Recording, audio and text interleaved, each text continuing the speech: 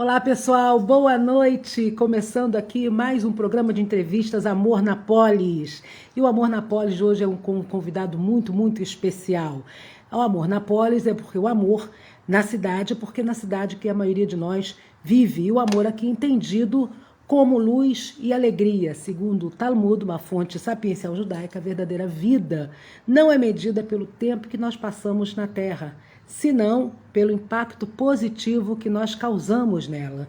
Né? Eu sou Patrícia Tomasquim, pedagoga, psicoterapeuta, escritora, professora de hebraico, estudos bíblicos, capelã civil e conselheira da ONG Amai-vos, Contém Amor, Amai-vos, e também diretora de Educação, Inclusão e Diversidade da Associação Janusz Korczak do Brasil.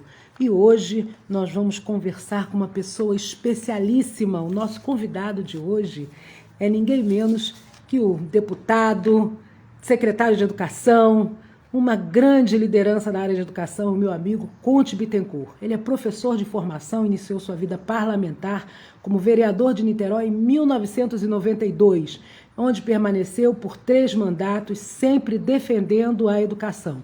Em 1998, assumiu a Secretaria Municipal de Educação, elevando Niterói à primeira cidade em educação segundo as Nações Unidas. Seguiu sua vida pública como deputado estadual, exercendo 4 mandatos à frente da Alerj, sempre à frente da Comissão de Educação da Casa. Sua trajetória conta também com cargos de vice-prefeito de Niterói, corregedor da Alerj, secretário de governo de Niterói e participação nas comissões de Turismo, Cultura, Segurança Pública e Orçamento da Assembleia, dentre outras. Em 2020, aceitou o enorme desafio, todos nós sabemos, né, de assumir o cargo de secretário estadual de Educação, Estado do Rio de Janeiro, SEDUC, RJ, durante a pandemia, onde esteve até maio deste ano e fez uma passagem, uma gestão brilhante por lá. Atualmente é presidente estadual do Partido Cidadania. Vem pra cá. Cadê o Conte? Ele ainda não chegou por aqui. Vamos aguardar ele entrar. Ele tinha acabado de chegar em casa, falou comigo. Uma boa noite para vocês.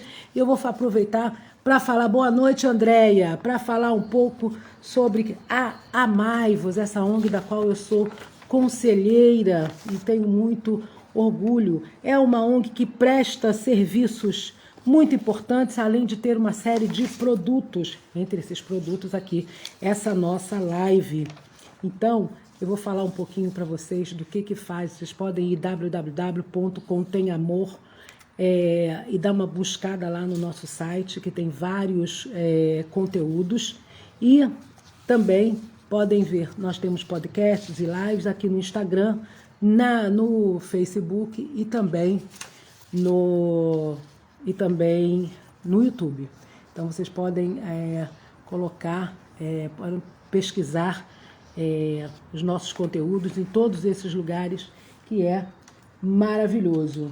E aqui, cadê o Conte? O Conte falou comigo há pouco, estava entrando, e ainda que R. Leite Moraes, olá, boa noite Marília, querida. Marília é a pessoa responsável por toda a nossa parte da comunicação, aí os cards lindíssimos é ela que faz, ela que organiza isso, também a produção das lives. Wagner, boa noite, Wagner. Yuri Duarte, boa noite, Yuri. Cadê nosso deputado, Yuri?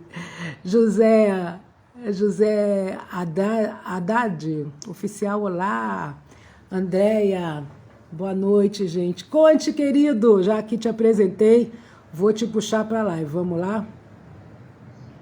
Puxando aqui o nosso queridíssimo Conte. Boa noite, Ramos. Oh! Boa noite, querido. Tudo bom? Tudo bem, Patrícia? Prazer estar com você aqui. Satisfação enorme. Prazer e alegria aqui, sempre. Dificuldades da tecnologia, né? Tecnológico, né? É esse mundo novo com o qual você se debateu, se deparou e também atuou de forma brilhante, não é? Conte, primeiro. Imagine o que a meninada passa e os pais em casa, né? Com essa questão da educação remota em um país ainda pouco conectado, né? Por isso que é muito bom debater com você esse tema.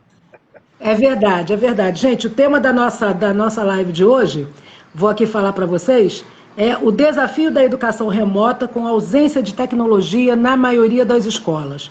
Mas antes da gente entrar direto nesse desafio, eu acho que o desafio maior, Conte, foi você ter tido a coragem de assumir uma secretaria de educação num estado quebrado como o nosso estado do Rio de Janeiro, uma baita crise, tinha acabado de sofrer impeachment o governador, enfim, uma situação dificílima, e você corajosamente disse, não, se é pelo bem da educação, eu vou.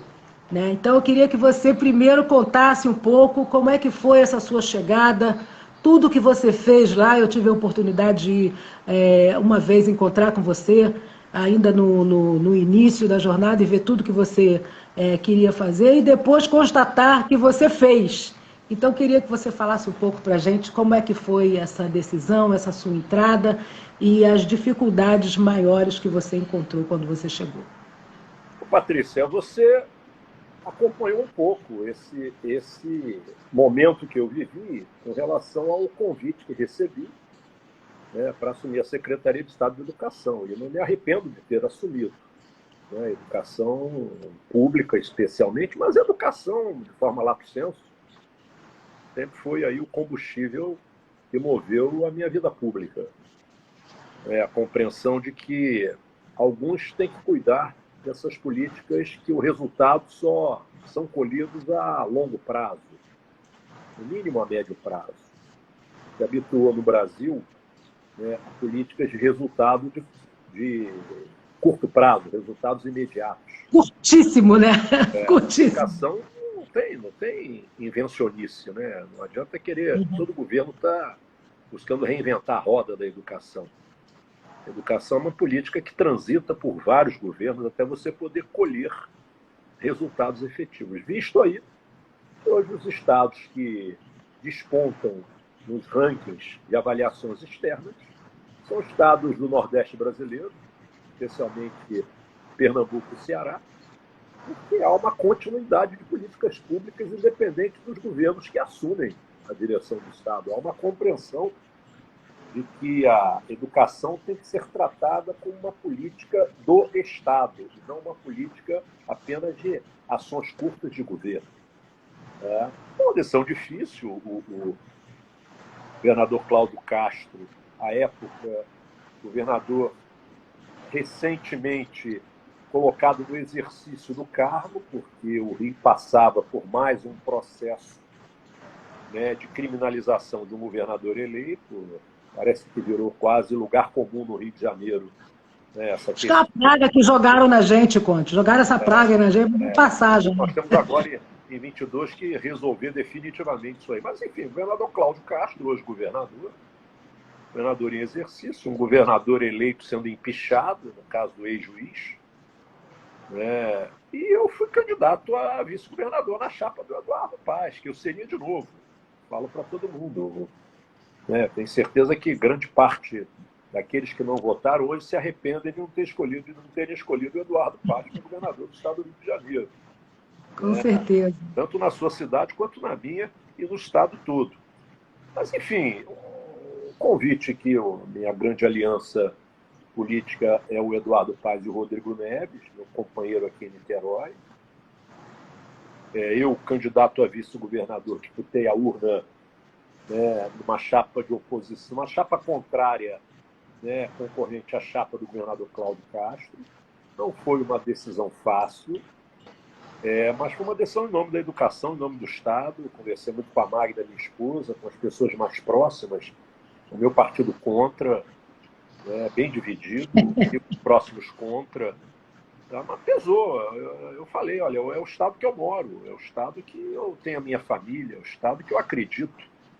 E educação é o tema que norteou os meus mandatos todos, os meus 30 anos quase de mandatos exercidos aqui em nome da cidade de Niterói, em nome do estado do Rio de Janeiro. Então, o aceite, né, ao convite foi em função do compromisso com a educação, compromisso com o meu estado. É apenas um parêntese nessa abertura, sabe, Patrícia? Eu quero aqui, independente de estarmos em em campos opostos nas eleições agora em 22, eu e o governador Cláudio Castro. A minha aliança, como eu falei, passa pelo prefeito Eduardo Paes e pelo ex-prefeito Rodrigo Neves, tá? Mas o Cláudio, ele foi de uma lisura na relação comigo indiscutível, tá? Uma lisura em todos os sentidos, e isso nos permitiu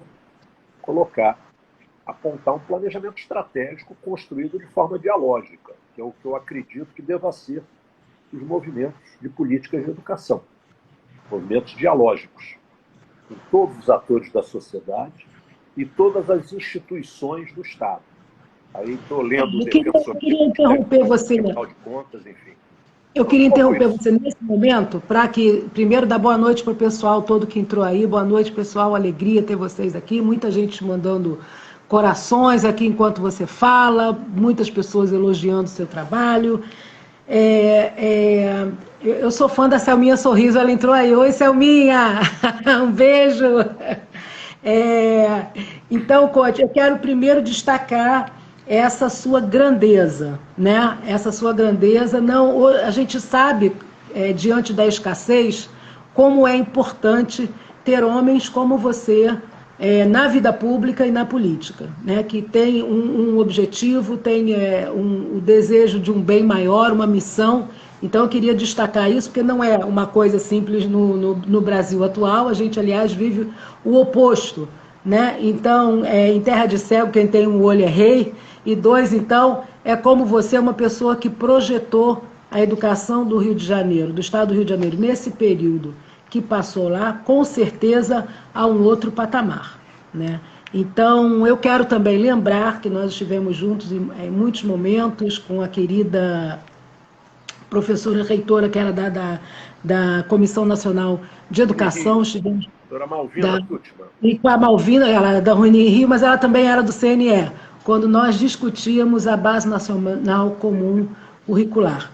E você, com toda a seriedade, naqueles tempos difíceis, e presidente do Conselho Estadual de Educação, uma grande presidente. Exatamente. E você, naquela época, com todo mundo gritando Lula livre, fora Temer, etc., com toda essa confusão em torno da BNCC, você tocou uma das audiências públicas mais bonitas, né, e produtivas sobre a BNCC, a Base Nacional Comum Curricular. Então, eu precisava falar isso, e agora eu passo aí a palavra para você, meu querido, para você entrar nesse tema. Como é que fica a educação, como é que fica o desafio da educação pública, né?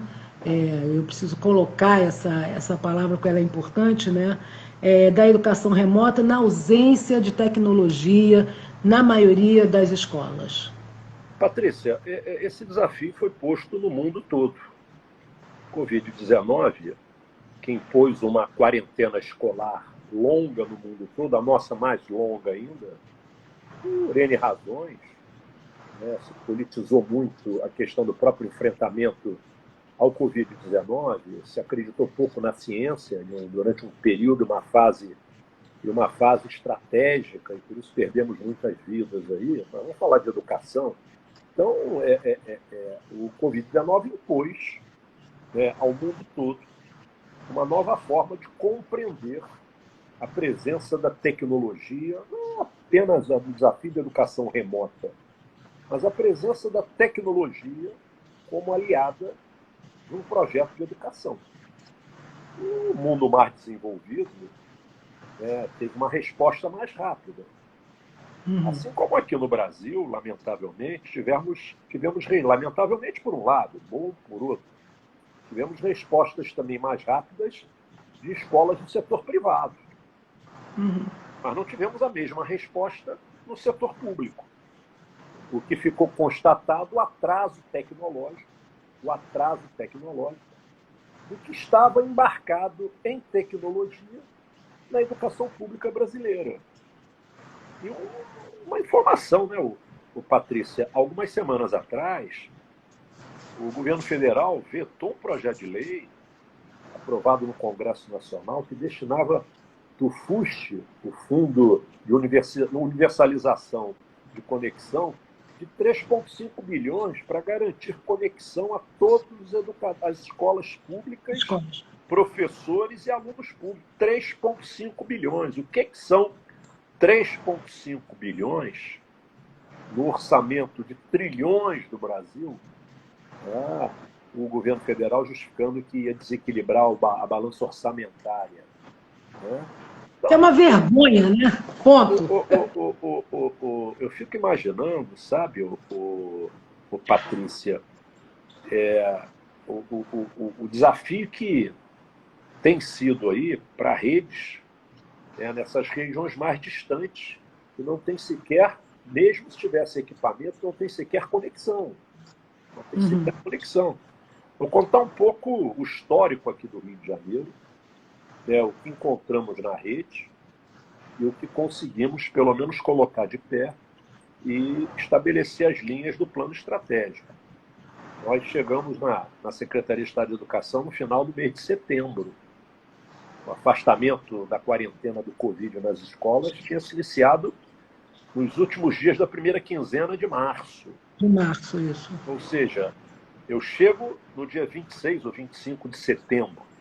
Estamos falando do Rio de Janeiro, o segundo estado em potência fiscal da federação. Estamos falando de um estado que é referência em uma série de outras políticas. O que a gente tinha na escola do Rio de Janeiro?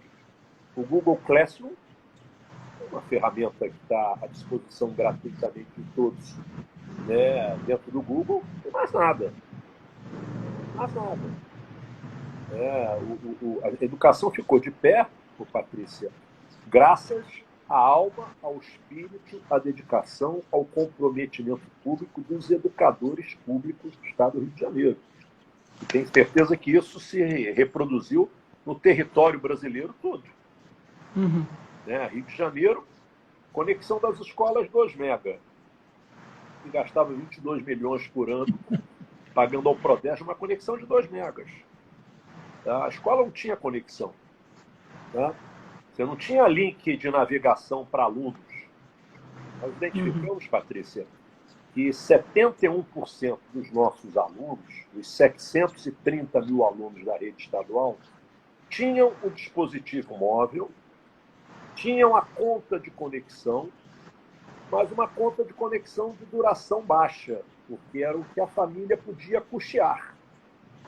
Qualquer 6 aulas no Google Classroom acabava com a conta da família da semana toda. A da família inteira, né? A família inteira. Então, era importante a gente resolver a conexão da escola, resolver um link de navegação patrocinado e minimamente embarcar material de conteúdo de revisão, porque o grande desafio do mundo é, primeiro, nós educadores olharmos a experiência de 2020 não como um ano perdido, é um erro quem pensa dessa maneira. É um ano de muito aprendizado para todos nós. Verdade. E é um ano que a gente tem que considerar competências e habilidades que não conseguiram ser trabalhadas, que estavam previstas no desenvolvimento do currículo daquele ano escolar, uns anos para frente. É o que acertadamente, depois de um determinado momento, o próprio Conselho Nacional de Educação estabeleceu como que se chama o contínuo escolar. O que é o contínuo escolar? É você pegar habilidades e competências que não foram trabalhadas e colocar a partir do planejamento pedagógico com retorno à atividade escolar. Então, aqui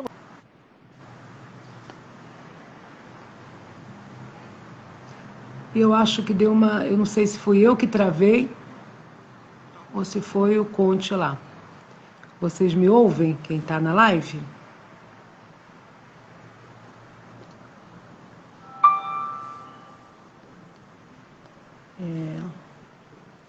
Vocês me ouvem, gente? Eu acho que deu uma congelada lá na rede do Conte. Beijo, corações. Obrigada. Olha, o Conte caiu, pessoal. Vamos tentar subi-lo novamente. Tá bom, ele estava bem falando uma coisa importante, ele ainda não entrou novamente. ver que ele deve voltar para nossa live. Vamos ver. Então, essas questões que nós estamos aqui conversando com o secretário de Educação, deputado, liderança do Avodá Conte Bittencourt, estamos falando dessa questão da educação remota, das conexões, e Conte nos falava aqui, vamos ver se ele já voltou, já retornou, está aqui, vamos subir. Desse ano de 2020, como um grande aprendizado. Olá, querido amigo. Coisas da tecnologia, né? A tecnologia, estamos falando dela. Mas olha, Patrícia, aqui só para encurtar essa primeira reflexão nossa, nós aqui conseguimos colocar como política pública do Estado, primeiro, a conexão das escolas do Estado, as escolas da rede estadual. Elas hoje têm uma conexão acima de 250 megas. Eu saí da secretaria em final de maio, iníciozinho de junho, nós só não tínhamos conseguido a conexão em um grupo muito reduzido de escolas em função de problemas no entorno das mesmas.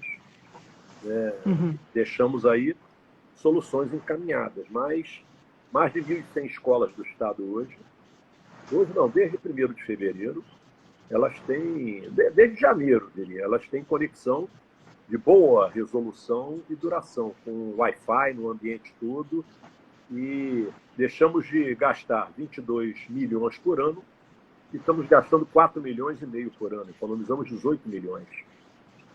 Com essa mobilização toda? Essa mobilização toda, descentralizamos, ao invés de contratarmos para todas as escolas, descentralizamos um recurso e a escola contratou no seu local uma melhor companhia com relação ao desempenho de conexão, que hoje tem várias delas nos territórios diferentes, nas regiões do estado do Rio de Janeiro.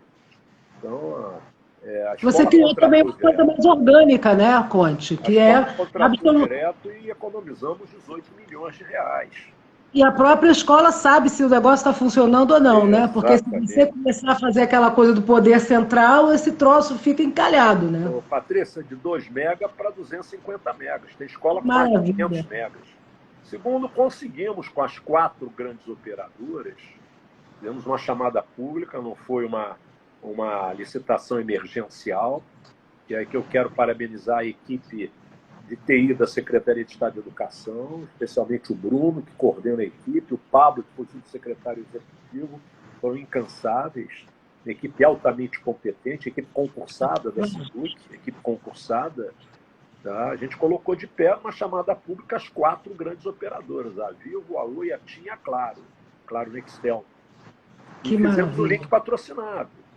Hoje, a família que tem conexão só usa a sua conta para entrar no aplicativo. Depois que entra no aplicativo, ele navega 7 dias na semana, 24 horas por conta do Estado.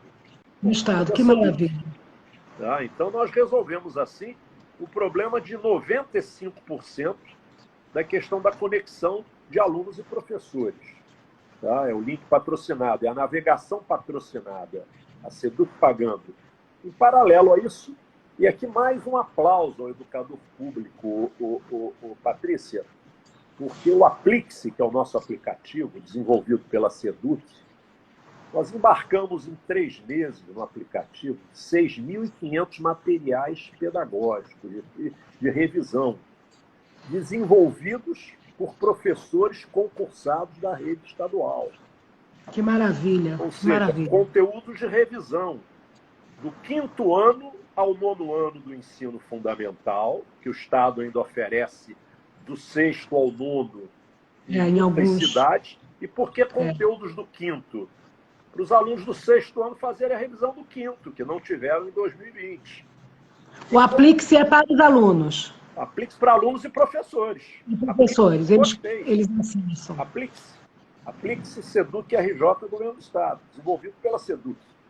Tá? Mas eu quero aqui fazer esse registro Porque nós poderíamos ir numa prateleira de um grupo privado de tecnologia, material de conteúdo comum, de currículo básico, material para revisão.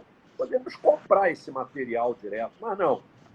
Resolvemos treinar um grupo, foram quase 100 professores, Muito que bom. abriram mão das férias de janeiro, ganharam GLP, nunca tinham entrado em um estúdio para gravar uma aula de revisão, nunca tinham desenvolvido um podcast, desenvolvido orientações de estudo que transformamos em PDF.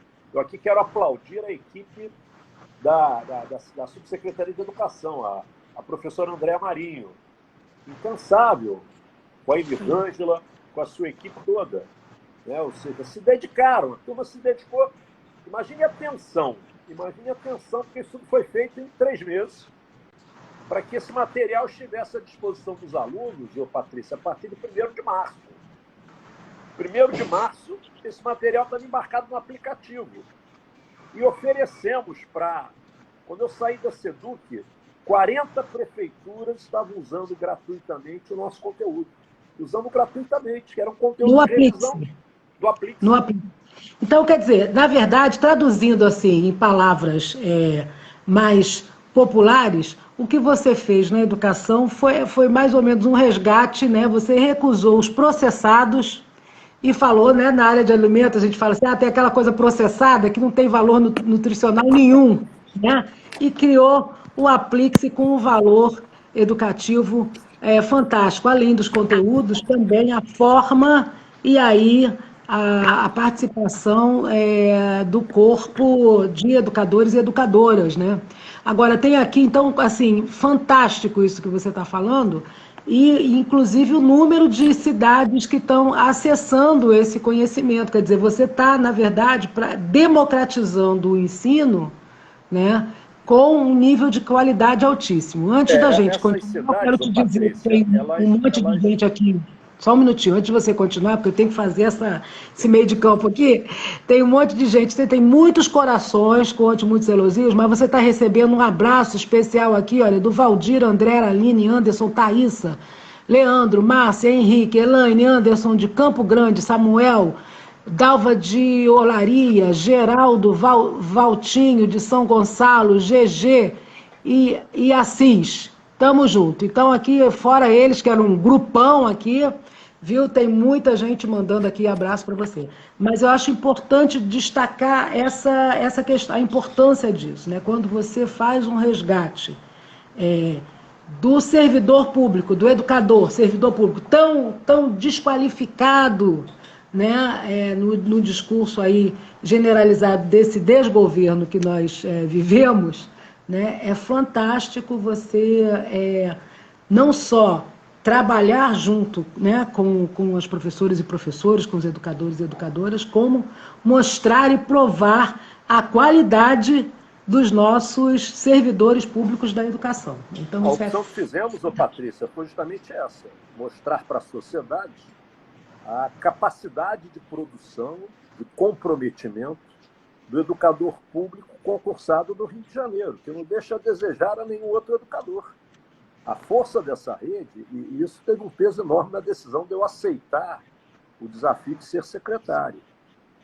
Conhecer bem a força do educador público do Rio de Janeiro, a força desses 48 mil professores concursados que a rede estadual tem. Esse material todo, a partir de 1º de março, Patrícia, ele entrou de forma assíncrona, desculpe, tem se aula ao vivo. Mas a partir de 1º de abril, o aplicativo abriu o canal das aulas síncronas. Olha. Então, desde 1º de maio, o aplicativo passou a ser usado também como uma ferramenta de aula síncrona dos nossos professores. E, para terminar, só o que fizemos, nós conseguimos o auxílio tecnológico de R$ 1.500 para cada professor.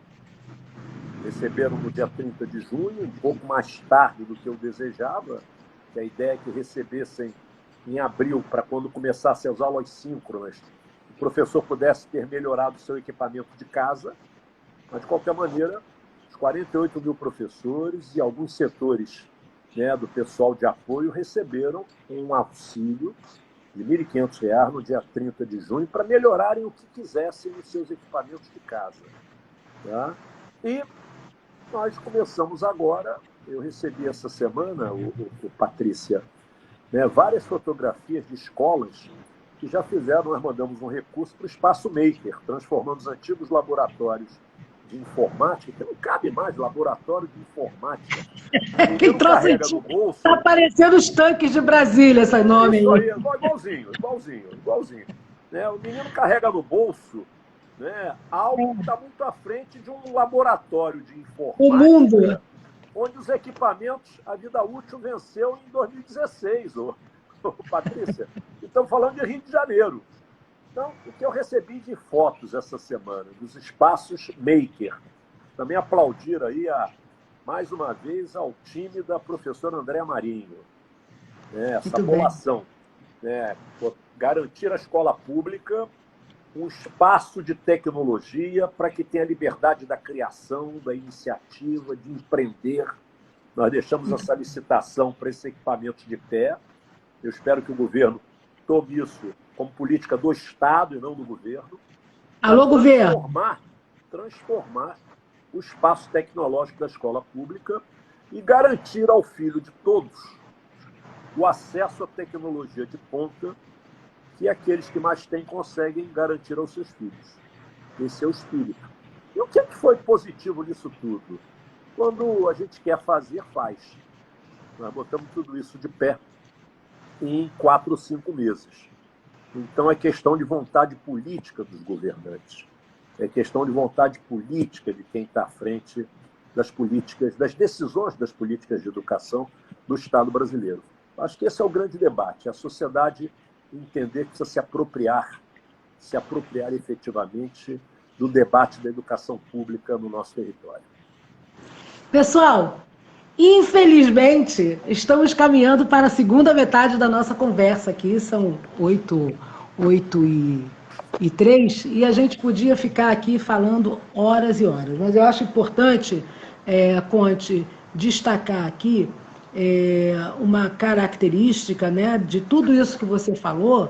Isso só é possível se você tem um engajamento, né, do gestor que está à frente dessa pasta e um compromisso ético, né? Então, eu acho que é importante que a gente agora possa bater nessa tecla, né? As políticas públicas não existem, né, independente de seus gestores, independente de quem está à frente. Quer dizer, não adianta nós, como sociedade civil, eu que estou aqui falando em nome de fazendo entrevista como uma ONG, né, a Contém Amor Amai-vos, a gente pode conseguir os avanços que a gente está caminhando atrás deles, né, que conquistamos, mas se não houver bons gestores, bons homens e mulheres públicas, e aí falando mulheres públicas mesmo, dada a misoginia e o machismo que está acontecendo por aí com as mulheres políticas, se nós não tivermos bons gestores à frente das políticas e dessas pastas no Brasil. Então, nesse sentido, você é ainda mais especial, porque é um gestor não só de qualidade, competente na sua área, como é um político ético. E aí eu queria que você passar agora, nessa segunda etapa aqui da nossa conversa, para essa questão no Brasil, para você nos dar uma visão, qual é a sua visão enquanto um homem político dedicado à educação, à sua vida pública toda ou quase toda, qual é a sua visão em relação aos jovens, à educação dos jovens brasileiros e brasileiras? Como é que você está enxergando isso? E o que você acha que é fundamental e importante e não está acontecendo? Patrícia, o fundamental é transformar a escola em um ambiente atrativo para esse jovem. E essa pandemia, com a quarentena escolar, por incrível que pareça, ela trouxe uma percepção que aproximou a escola brasileira mais do pensamento do jovem do século XXI. A gente sempre escutou, né, que a escola era do final do século XIX, início do século XX, o aluno tinha a cabeça do século XXI. E hoje a gente entende por quê. Tem uma pesquisa interessante da Fundação Getúlio Vargas, né, feita durante a pandemia, e me fugiu agora, foi ministro, e já vou lembrar o nome do pesquisador. Eu citava muito isso durante os nossos debates. Ele pesquisou, né, o comportamento do professor da educação básica brasileira, né, de março a setembro, em relação à visão dele no uso da tecnologia, e se ele já tinha feito o devido uso no seu cotidiano escolar. Primeiro, quase 80% dos professores de educação básica brasileira não faziam uso da tecnologia no seu cotidiano escolar. Quase 70% nunca tinham preparado uma aula remota.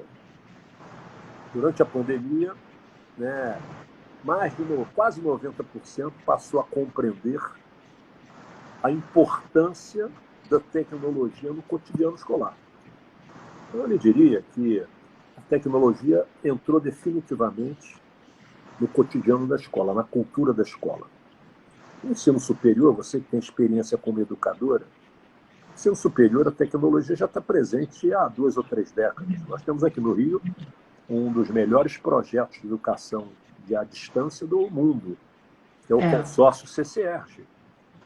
O consórcio CCERJ, você garante que um menino lá de Bom Jesus Tabapuana se gradue em uma licenciatura de biologia pelo UFRJ. Com plataforma, com qualidade, garante que o menino de Itatiaia se gradue em Química pela Universidade Federal Fluminense, ou pela UERJ em Pedagogia. Esse consórcio, né, ele é um exemplo, né, que o IAD, quando feito de forma responsável, de forma séria, tá, ele colhe resultados. Mas no ensino superior, onde você já tem uma idade de maturação que permite o estudante ser autodidata, já é um adulto. Na educação básica, você lida do ciclo infantil ao ciclo médio. Né? Imagine alfabetizar. E você tem que criar competências. A loucura, é impossível. Você tem que ajudar a criança a criar competências. Essa pandemia, ela deixou 2 verdades, na minha visão. Primeiro, o ingresso definitivo da tecnologia no cotidiano escolar. E segundo, deu ao professor da educação básica a certeza que ele é insubstituível. Ou seja, o acolhimento da sala de aula. E os pais também. O acolhimento Os pais passaram a perceber a importância dos professores. Exatamente. O acolhimento da sala de aula, o olhar do professor, né? Ou seja, a socialização do convívio nessa faixa etária do ciclo básico, nas suas respectivas etapas, que é fundamental. Tá? Mas deu também ao professor, ao educador básico, a compreensão de que a tecnologia tem que embarcar e ele tem que mediar de forma diferente. A educação remota, ela chegou para ficar. Não nesse modelo que teve que ser executado em função da quarentena do Covid. As pressas, né? Não precisa ser nesse modelo do híbrido com rodízio, não. O que ficou claro é que a tecnologia embarcou definitivamente na educação. A escola no mundo todo sai diferente de como entrou nessa quarentena escolar. E a brasileira mais ainda. Então, o que a gente espera pela sua pergunta? A gente espera que o Estado brasileiro tenha a responsabilidade que a sociedade espera no planejamento estratégico das suas políticas públicas de educação. Não tem fórmula mágica, não pode querer todo governo reinventar a roda da educação, Patrícia. Não tem invencionice. Eu deixei um projeto de pé, eu espero que o governo do Estado... Ai, gente, ele congelou de novo. Falando de... Ou foi ele ou fui eu? Vocês que estão aí me assistindo. Acho que foi a internet de novo do Conte. Vamos ver. Então, vou ler aqui, enquanto isso, vou lendo para vocês aqui os comentários. Estamos aqui, olha, Terezinha falando, junto com a tecnologia e o desenvolvimento da autonomia intelectual. Eu vou lendo aqui para vocês. Deixa o Conte voltar. Ele caiu lá, a internet dele caiu. Tony Piccolo, nosso CEO, falando conteúdos éticos que realmente importam. Parabéns, Patrícia Tomasquim, pelos conteúdos e convidados. Parabéns para nós, querido. Aí aqui Nunca o professor foi tão valorizado, falou a Terezinha Doim. Valorização do professor, também falou André Farias Neto, Marilena Matos, querida. Semana que vem estamos aqui com Marilena Matos falando sobre a Umbanda do Amanhã, o movimento Umbanda do Amanhã, a questão da sustentabilidade, maravilhosa. Aqui, ó, acho que o Conte voltou, hein, gente? Opa, tá aqui, vamos puxando. Já voltou, já está voltando aí. Voltei, opa, não é fácil, não. Mas, enfim, Patrícia, eu acho que é planejamento estratégico. Eu estava lhe falando, nós deixamos de pé um projeto Rio Mais Alfabetizado. O que é o Rio Mais Alfabetizado? Nós pegamos quase 30 milhões de reais do orçamento do Estado, descentralizamos para a UERJ e contratamos a UERJ para dar um curso de qualificação, seja no modelo extensão para o professor que só tem o ensino médio, seja no modelo especialização para quem tem graduação, para todos os professores alfabetizadores das redes municipais de educação. É o Estado entendendo o seu papel numa política territorial. Por mais que o primeiro ano do fundamental seja uma responsabilidade de oferta do município, nós somos um país com espírito republicano. O ente Estado... Agora eu vou aplaudir de pé. Atenção! O ente Estado... Ô, Patrícia, o ente Estado, como é um ente mais forte, cabe a ele tentar corrigir as desigualdades no seu território. O que é o Rio Mais Alfabetizado? Eu estou chamando os municípios, né, e oferecendo um curso para melhorar a qualidade de todos os alfabetizadores públicos do Estado do Rio de Janeiro. Se a gente melhora a qualidade do alfabetizador, a gente melhora o letramento de toda uma geração, Patrícia.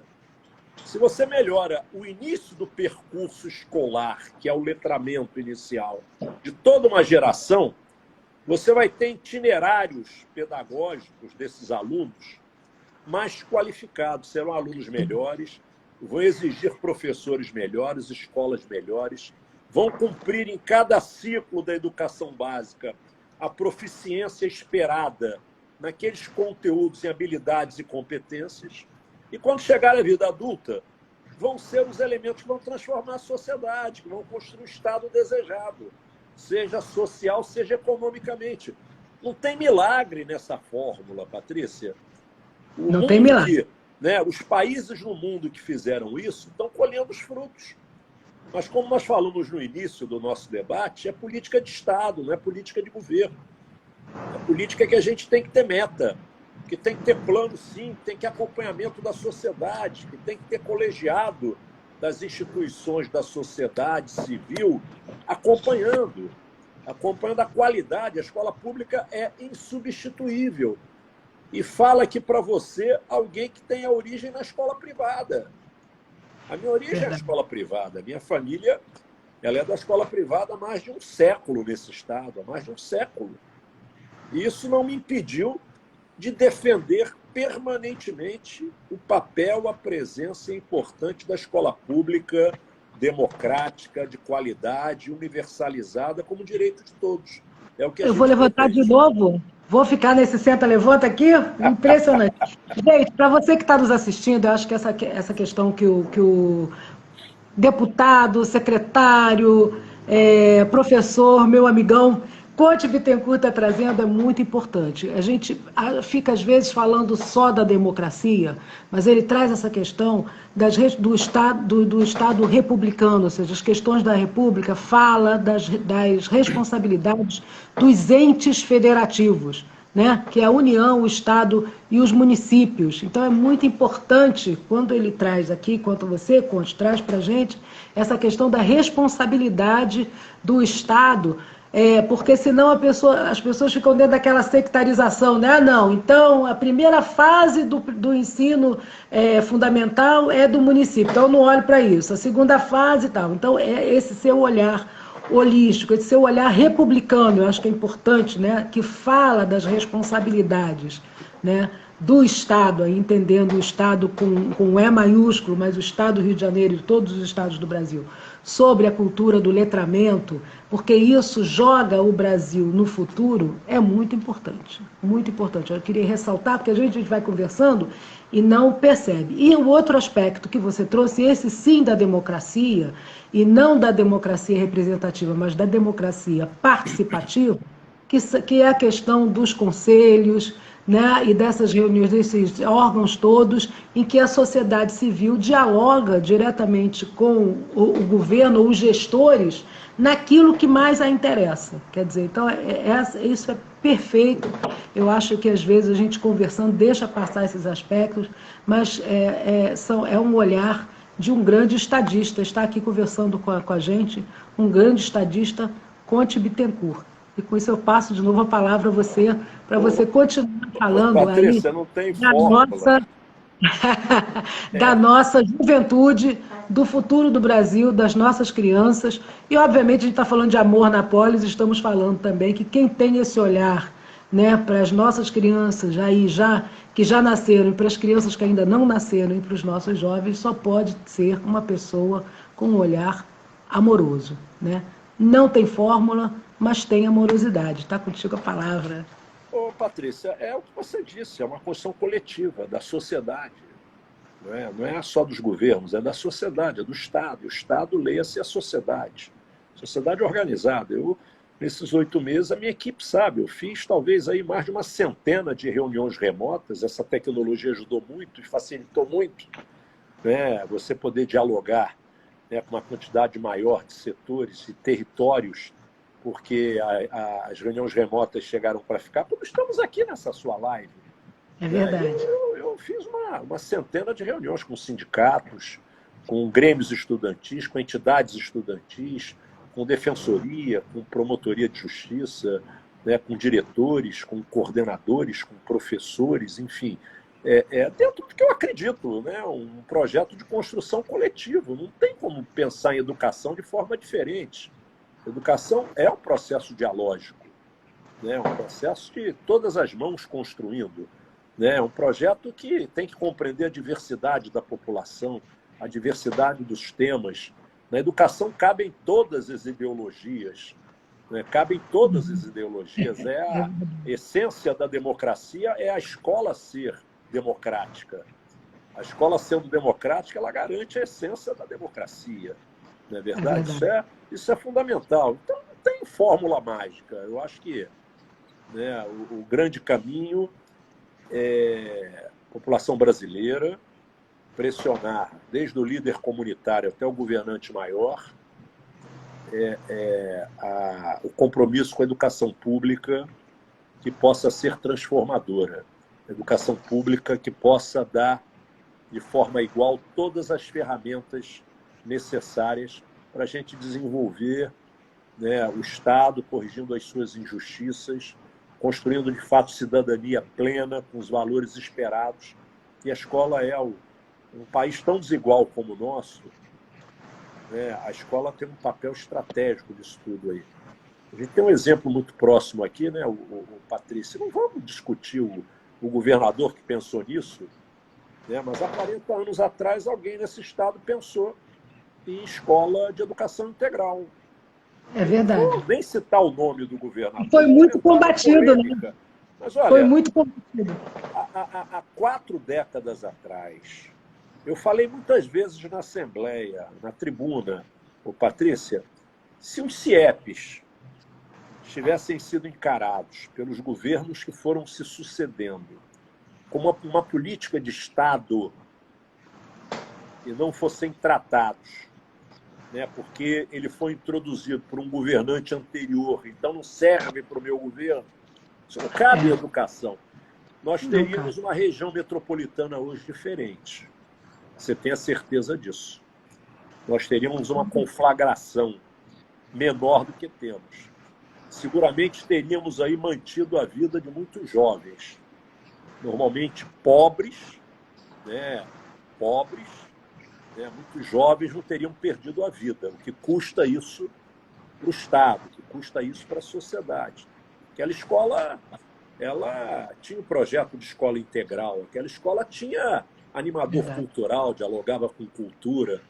Aquela escola tinha uma biblioteca. A gente ainda discute lei que obriga a ter biblioteca na escola brasileira no século XXI, né? Ou seja, em plena Verdade. era do conhecimento, a gente ainda discute, a escola tem que ter biblioteca. Mas como é que é? A escola tem que ter biblioteca, óbvio. Precisa ter lei pondo biblioteca. A escola tem que ter biblioteca. Como é que não E tem que sou do biblioteca? povo do livro, é um troço absurdo, né? Já Eu, pensou, a gente já eu, nasce com um livrinho na mão, né? Patrícia, eu falava muito, né? E voltando aos CIEPs, espaço esportivo escolar, educação física Isso. escolar, o esporte de alto rendimento, os países que se destacam nas Olimpíadas, né, são países que têm uma política da educação física escolar onde tudo começa. Claro. Né? Esse estado sediou os dois maiores eventos esportivos do mundo, Copa do Mundo e Olimpíadas, e Olimpíada. metade da rede não tem sequer um espaço para a prática de educação física adequada. Que Quer dizer, os legado é esse? CIEP tinham lá a questão que é muito importante da educação, que é a questão da formação. Quer dizer, a educação ela não é considerada só uma informação, mas ela é formadora, né, das pessoas, dos cidadãos e das cidadãs, dos pequenos cidadãos e cidadãs por que por ali passam. Né? E aproveitar esse momento, Conte, e dar parabéns aos nossos atletas olímpicos que elevaram, que mesmo com todas as dificuldades, e mesmo o atual presidente da República não ter falado nada, né, sobre as conquistas, que foi maior do que nas Olimpíadas do Rio. Então, os parabéns aqui para as nossas atletas, os atletas olímpicos, em especial as mulheres, que fizeram bonito nessa Olimpíada, e a gente sabe a luta deles para ter conseguido chegar lá, até porque a maioria, né, são jovens vindos de periferias, que lutaram muito, e a gente via lá a emoção deles ao chegar e a nos representar. Quer Agora, dizer, tem Patrícia, muito. imagine se nós tivéssemos uma política Pois é, na eu ia falar educação isso. pública Não brasileira, há milagre, como você disse, né? da educação física escolar para valer, com espaços adequados, né? Em que posição nós estaríamos nesse quadro de medalhas aí? Esse 12º lugar, seguramente devemos a esses atletas que superaram o quase insuperável. Importantes Isso. nessa Olimpíada e de todas as regiões brasileiras, né? Com o Nordeste presente com muita força. Brilhou, Imagine se nós brilhou. tivéssemos uma base respeitando o professor de educação física, né? Dando valor a esse professor, respeitando a sua formação. Imagine se as escolas públicas garantissem aí o início da prática desportiva pela educação. Essa educação completa que você falou, a educação que forma o cidadão pleno. E a prática esportiva está nesse conjunto. E a prática da educação física faz parte disso. Conte para ministro da Educação, gente. Agora, que a gente não tem, temos um desministro. Temos aqui 6 minutos para terminar essa nossa conversa agradabilíssima. E eu queria te perguntar, Conte, agora vamos fazer uma parada naquilo que você fez, que é impossível, a gente vai precisar de mais várias lives para poder saber tudo o que você fez de maravilhoso, mas eu quero saber o seguinte. E daqui para frente, meu presidente, quem é o que Conte Bittencourt está pensando, quer, como é que é? Conta aí para gente. Patrícia, eu vou continuar contribuindo com o debate, né, para que a gente possa garantir a democracia na República Brasileira. Vou continuar participando e debatendo os destinos aí da educação pública. Eu continuo no campo da democracia, no campo de Você acha que construir a as nossa políticas democracia está públicas. ameaçada? Como? Você acha que a nossa democracia está ameaçada? Patrícia, acho que por mais que alguns tentem ameaçá-la, ela não está ameaçada. As instituições estão muito consolidadas, a sociedade está muito convicta da importância do Estado democrático, né, e dos direitos que esse Estado traz a todos nós, né, desse Estado diverso, desse Estado plural.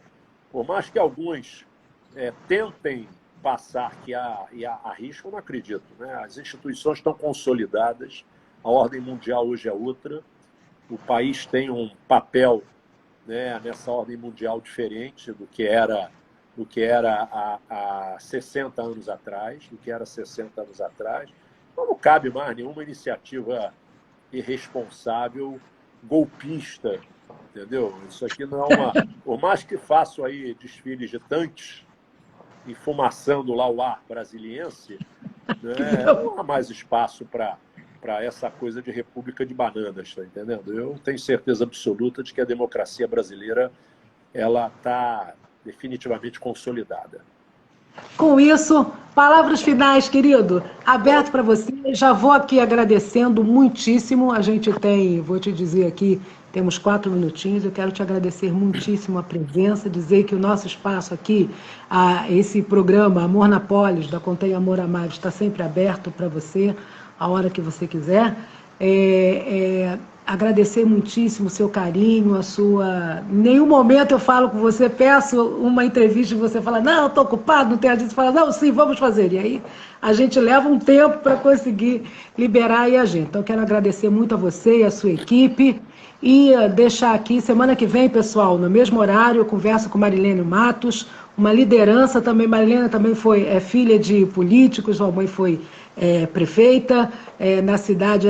Semana que vem eu conto a história dela para vocês e ela vai falar aqui para a gente do movimento Umbanda do Amanhã, como a Umbanda se modificou em função das questões de sustentabilidade, do entendimento dessa mudança aí no mundo e levou isso para os seus rituais. E passo para você agora a palavra, Conte. Muitíssimo obrigada, meu amigo. As palavras finais com você.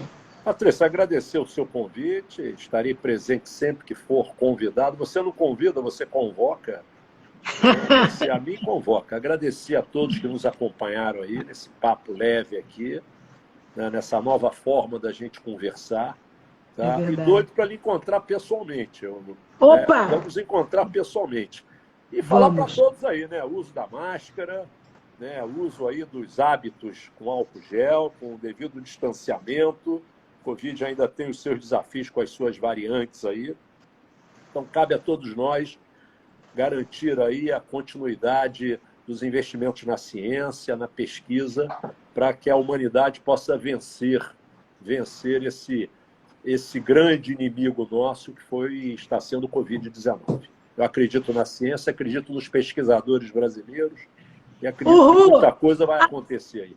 A Terra não é plana, pessoal. Temos ciência, tecnologia, educação. Conte Bittencourt é o cara. Meu amigo, muitíssimo obrigada. Pessoal, até semana que vem. Tchau, tchau. Beijão, querido.